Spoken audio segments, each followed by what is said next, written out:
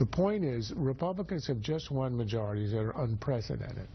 They're about to take over the House with the largest majority since the 1920s. Then they will have the high ground. There's no point in shutting the government down. All right, ladies and gentlemen, joining us right now is our friend, Texas Congressman Louie Gohmert, who held a big rally. He was a participant in that big rally in Capitol Hill yesterday against the president's executive order on immigration. Hello, Congressman. Hello, Steve. Always good to talk. Always good to talk to you. So, you know, this debate here, we know the media will always blame the Republicans on a quote-unquote government shutdown. We also know the fact of the matter is it will be the president who was shutting down the government the way he shut it down a year ago. What is going to be the strategy going forward? You got that vote today, the symbolic vote today, saying, you know, the president did the wrong thing, but that has no meat. When push comes to shove, is Boehner going to allow for this rest of this Congress the money to be there to fund this immigration order? Well, and that is the issue. But on the what you referred to as a symbolic vote, actually, Ted Yoho is a very, very dear friend. He's one of my most trusted, just a great guy. And I was a co-sponsor on his original bill, 5759, that said, in essence, the president didn't have the power to do what he did, period. Then our leadership got a hold of it. They changed the name from the Executive Amnesty Prevention Bill to Executive Overreach Bill, and they added a provision that says exceptions.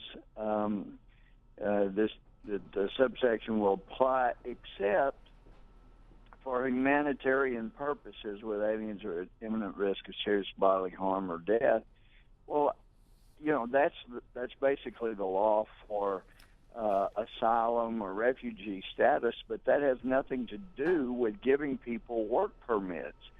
So I was original co-sponsor on the original clean bill, but now that our leadership has mucked this one up and added an exception that's big enough you can drive a truck through if you're this administration, heck, he sees every exception as allowing him to do what he's doing. So actually, Steve, I'm not going to be voting for what has become the final, what you call a symbolic vote. Yeah. Why water down the symbolic vote, for heaven's sake? And I think it's more than symbolic, though. It makes clear the president can't do what he's doing, and we'll send it down to the Senate. And if Harry Reid didn't bring it to their floor, then it's just the Senate saying the president's just fine. We're okay with him acting unconstitutionally, which is a big reason why the Democrats lost the majority in the Senate in the first place. But then think about what has been proposed, because I've given a lot of thought. You know, I've talked to a lot of people I respect up here, back home. The thing is, by passing, this was proposed, an omnibus bill that funds everything to the end of the fiscal year, the next year, giving the president basically everything he wants. But we only fund the Department of Homeland Security through March. And then at that time, the idea was, then we'll say, okay, you either stop all the permit efforts or we're not going to fund Homeland Security. Now think about that, Steve, because I have. Homeland Security, a big part of Homeland Security is, of course, you got TSA, it's Secret Service, but you got the Border Patrol.